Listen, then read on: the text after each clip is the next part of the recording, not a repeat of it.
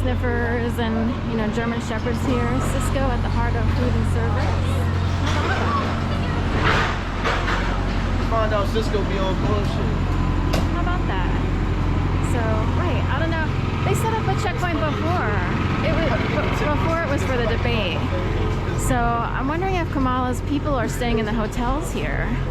Because she was in a town hall meeting last night, and when she was here for the debate, they had this set up here. Oh, a small little car.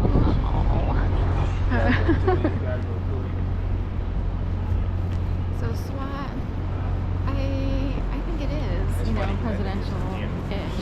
So TAWS is SWAT spelled backwards, and they used to have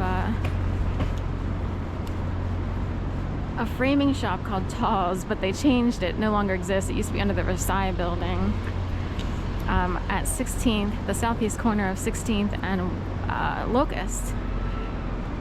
But Warwick.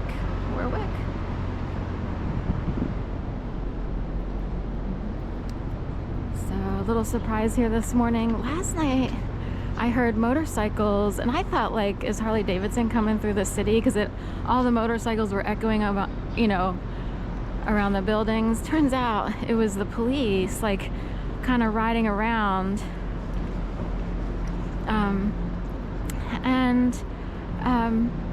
Sometimes police escorts are here for a bunch of people who stay at the Sofitel. So.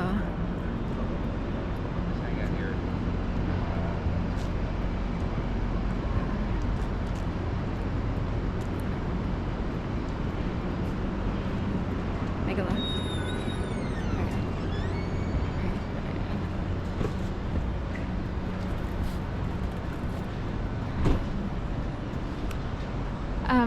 So anyway, every weekend there's a bunch of motorcycle cops near Sofitel and Palomar, which is a half a block or quarter of a block north of where I live, and they keep escorting these academy buses away from those hotels, I guess to and from.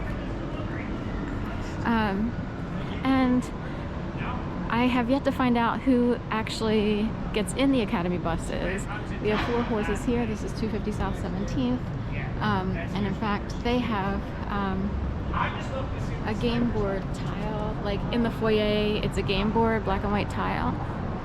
So this was brought to my attention, and we have houndstooth Gameboard-ish design and Snyder Opticians across the way. It was brought to my attention that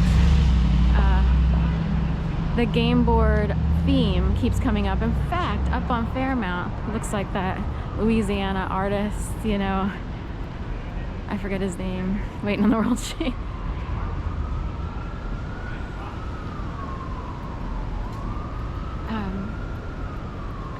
Anyway, so there are some buildings in here. This one does not have it inside 1706, but it does have a big gigantic O.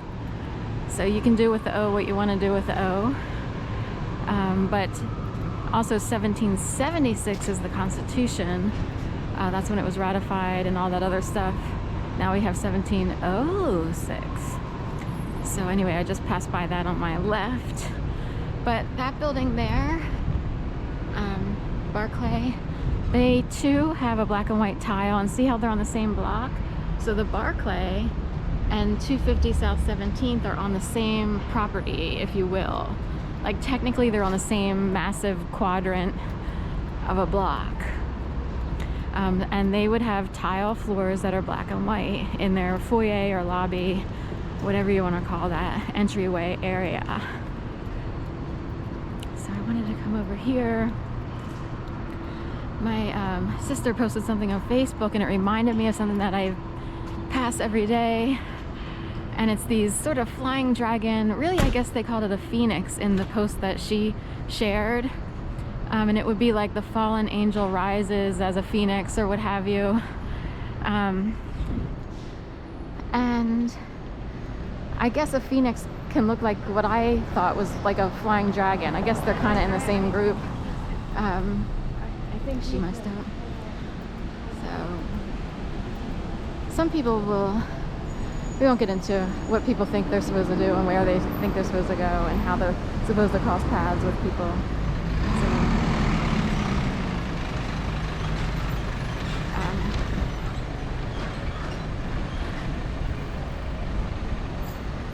So Barclay also has a black and white tile. This is their restaurant, and then there's another one where the entryway to their residence. See how it's a game board, if you will, or like a Alice in Wonderland. So I'll show you here too. So he wanted to be. So there's the game board tile also in there.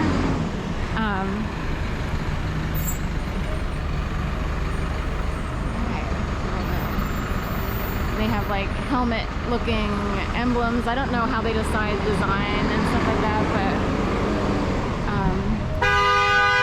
oops, yeah. So certain people play the game in Philly, and if you see black and white tile and you see a lot of black and white cars and it starts to look like a big chessboard, something major's going on.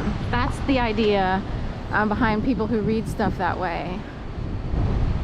Health mats. I was just talking about health mats last night because I've been seeing an ad for the squishy mats that you put, you know, if you, wealthier people do this, and some people, if they want to spend $200 on a mat, but you put it in front of your, you know, kitchen counter area so that when you wash dishes or cook or whatever, you're not on a hard floor, you're on the squishy mats. And they're high grade, so they're really expensive. It's like $200 for a mat to put in front of your, you know, most of us put maybe like a little runner carpet thing that you get from Five Below or whatever it looks like. It looks like the pot holders that you knitted in art class with a, or not knitted, but it's that material, you know, like rags or whatever. I don't know what the material is, but. All right, so there's lots of activity, and here's someone from Smedley Street over there. By the synagogue. Black and white on this car. We've got some danger in the house.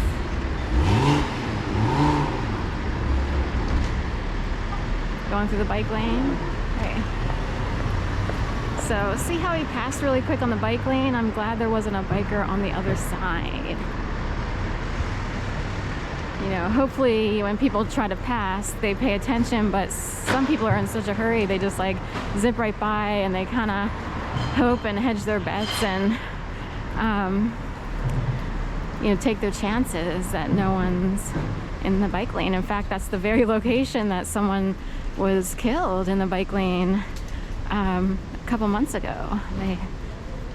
And the bike lanes are on the left, which is like opposite of everything we've learned ever since kindergarten, that anything with wheels and a, you know, and or a motor or whatever, you know, they're supposed to be on the right. Like, you stay to the right unless you're running. You can run against traffic to see traffic coming, but otherwise you're supposed to stay on the right.